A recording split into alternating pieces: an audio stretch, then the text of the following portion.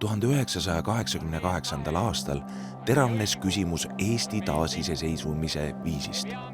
Aga kellel on õigus vabariigi nimel rääkida? Eesti vabaks! Eesti vabaks! Järjepidevust kannavad edasi inimesed, kes olid Eesti Vabariigi kodanikud 1940. aastal ja nende järeltulijad. 1989. aastal katkematult kestnud Eesti Vabariigi 71. sünnipäeval kuulutati välja Eesti Vabariigi kodanike registreerimine.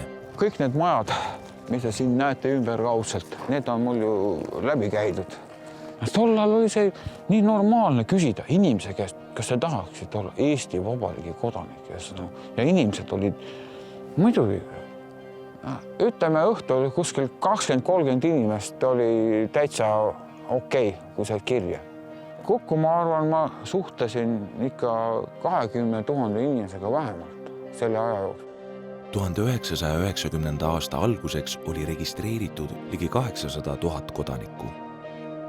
Eesti Vabariigi kodanike esinduskogu Eesti Kongress astus 11. märtsil 1990 kokku ja seadis oma eesmärgiks saavutada Eesti Vabariigi iseseisvuse taastamine õigusliku järjepidevuse alusel.